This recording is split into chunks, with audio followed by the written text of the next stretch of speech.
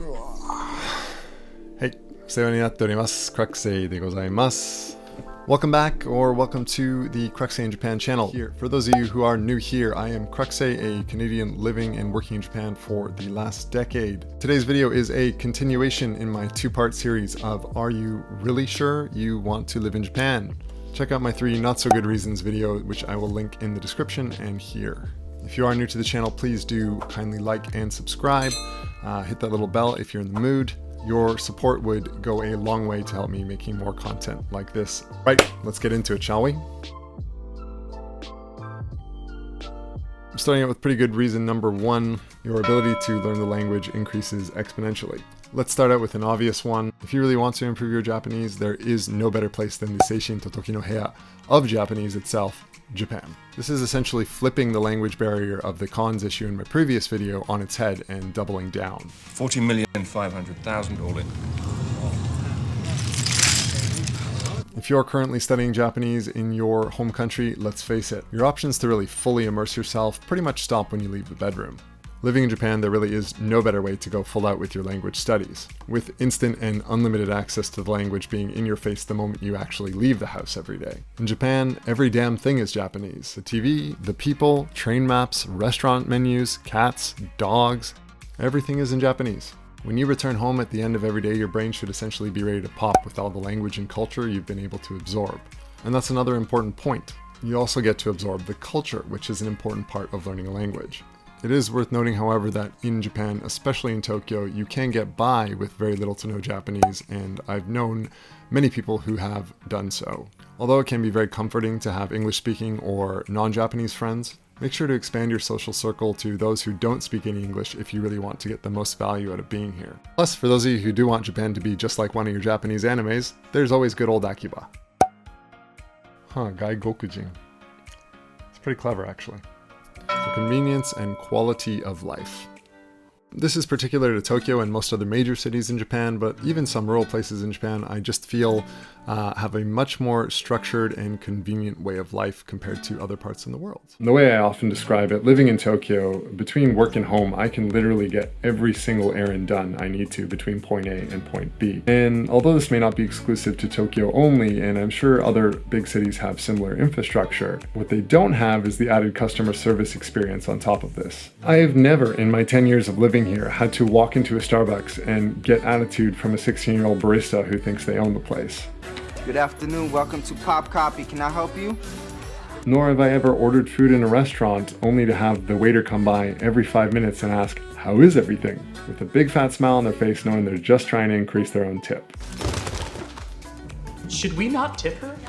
Well, I don't want to get yelled at. Western societies are typically very individualistic, and as such, everyone is very self-centered on what they're trying to get out of any specific situation. Japan, on the other hand, is very collectivist, and the experience of one should be the experience of all. Society here runs as a unit and operates on the principles that everyone deserves the same amount of quality and respect. And although that certainly has its own list of pros and cons, I, for one, strongly prefer it this way. And this is just one of many examples, such as public transportation that is not only clean, but runs on time. It's so safe here you can literally leave your keys, wallet, phone in public and not have them stolen. Convenience stores that are actually convenient and clean. And the list goes on and on and on. Possibilities in Japan are endless. Japan and Tokyo have such an abundance and variety of lifestyles and things to do over here that it's pretty hard to get bored. Japanese people are hobbyists at heart, and they take their hobbies very seriously. Whether you're interested in Japanese traditional arts, sports, nerding out, enjoying nature, or partying your brains out until the sun comes up, you will find it here, and other people to do it with quite easily. If you've visited here before, you will know exactly what I mean. Your initial reaction can be somewhat like Japan is a giant amusement park, with all the bright lights, inviting merchants, events, and just the unique quirkiness of it all. On top of that, you have the oceans, the mountains,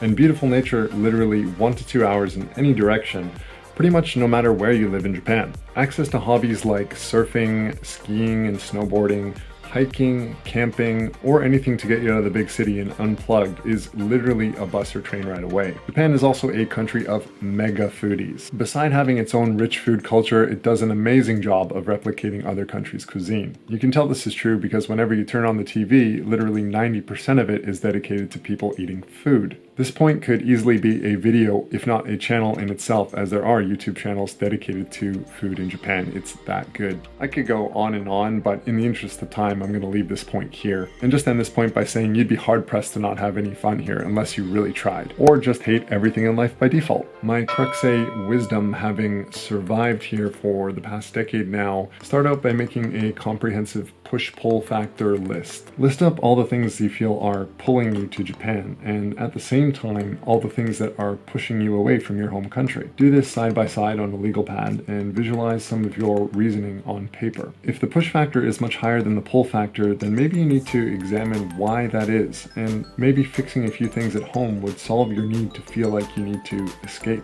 If your pull factor is much larger than your push factor, then maybe stop and think. Are some of these things that I can get in my home country? If so, it may not necessarily be a move to Japan that you would need, but more so just reframing your perspective on life in your home country. Ideally, this list should be pretty balanced on both ends and provide you with enough reasoning to convince both yourself and others. The worst thing that you can do is jump to conclusions that life in Japan will be any more magical or special than it is in your home country, especially after that initial honeymoon phase of everything being new and exciting is worn off. Because trust me, doing your taxes or going to the doctor in your native language isn't fun as is.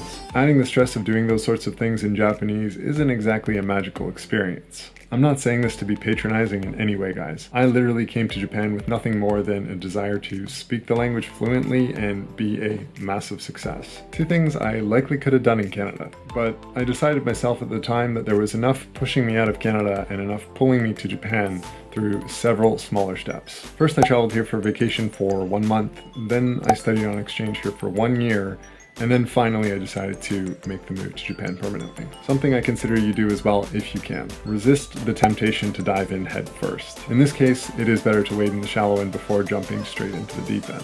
So there it is, guys, a few arguments for and against living in Japan. Did you agree with what I mentioned? Disagree? Please let me know in the comments down below. Hopefully this video series shared some insights with you as to what it's like living in Japan and helped with your decision. And if you made it this far in the video, guys, comment Cruxay is huge in Japan down below, and don't forget to like and subscribe and turn on that little bell thing because, you know, it does stuff. And I will see you all in the next video. If you haven't checked out the first part of the video series, I guess it's now technically the second part, please do check it out here or in the description below. Now check out one of these.